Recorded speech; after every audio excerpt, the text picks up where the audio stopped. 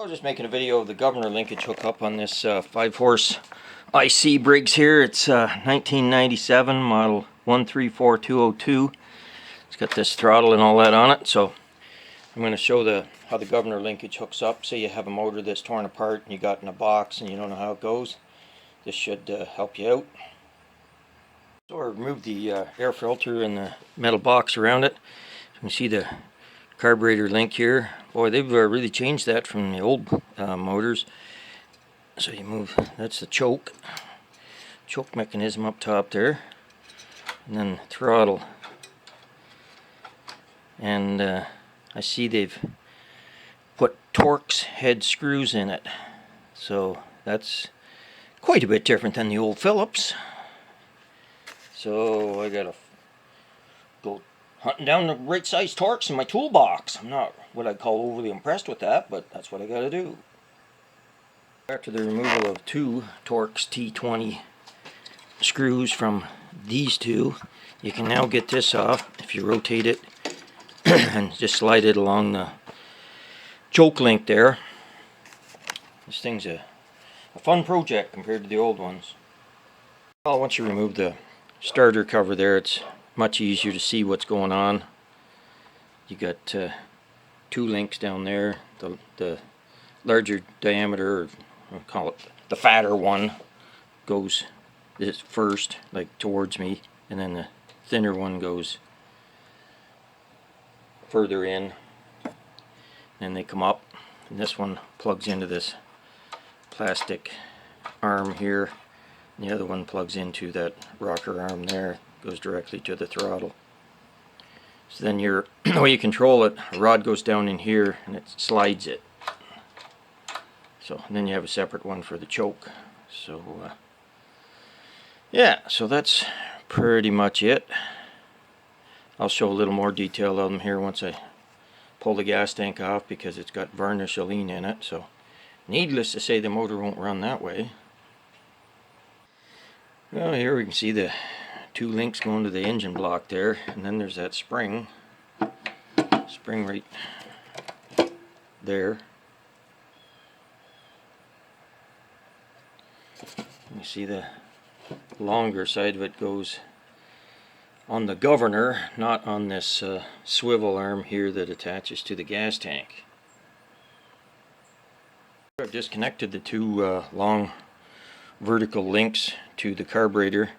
This one here just pulls out of here, and this one I undid the 5/16 head machine screw there on the rocker arm, so it goes back on that way, and then this link here goes hooks into it. So now I got to fight with that spring on there, so that's why I undid those, so I can get more movement, get my needle nose pliers in there to unhook one end of that spring. I'm not sure which at this point. Well, I decided to undo the end of the spring that's a loop. It seemed you just have to like slide it just a little bit this way, and it'll undo from that double, well, it's like a T, almost looks like a T if you look at it this way.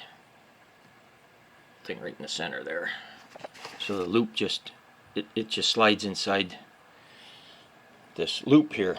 That's actually pretty easy. It's easier than the old one. The old one you had to hook in kind of like this guy does, figure out which way. But yeah, so anyway, here's the carburetor and gas tank there. So now I can I'll remove this other arm here. Oh yeah, okay. Nice to know how that goes in. Just goes in and then rotates 90. Half the time I make those videos for myself too, because now I'll take the carburetor off the gas tank and then empty the gas tank out. Get all the old gas out of it. So my own videos are useful to me. It's not just for other people. I use them myself. So then this link here I'll just leave attached to the motor there. I'll clean the motor up a bit too. So try to get it running. So I hope you enjoy these linkage videos here that I'm making for Briggs and Strattons. Like I say, they're just they're helpful to me, and they're helpful to, you know, anybody that needs them. So I don't mind spending the time making them. You know, I could take half an hour less to tear this apart if I was making a video, but they're useful, so they're worth making. So anyway, everybody have a good one. I just wanted to show some more supplemental details here.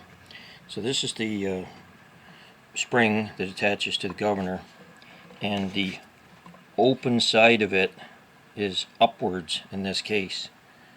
So I think it actually, you know, goes, well, I don't know if it goes up or where it goes, but so if you have to hook it in, you have to hook it in from the bottom, because that's the loop there, so you can see it. Okay. Then on the carburetor, you got this 5/16 screw here that takes this plate off, that this U-shaped thing, double piece rod there, it slides through it. You can see there, slides through. So this guy holds that in place, and this guy holds this rocker in place. So that's the only one that's a straight blade screwdriver. And then you have to undo this one to get at the carburetor bolt there. And then, kind of hidden under the throttle, there's this long carburetor bolt. All the rest of them are short like this.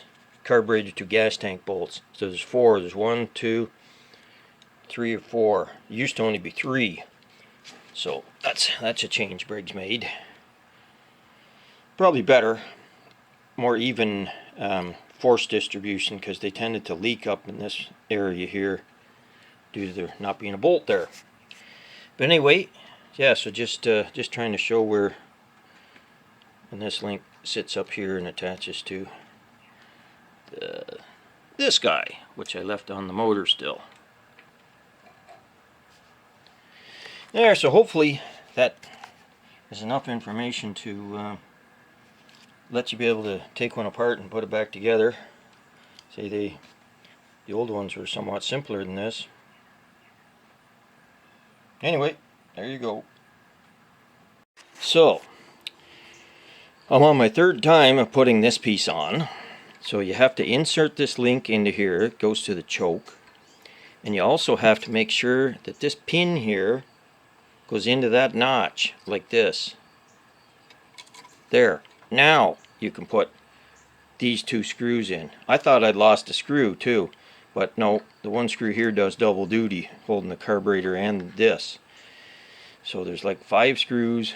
Wait, one long one, and 1, 2, 3, 4 short ones, and that's all there is.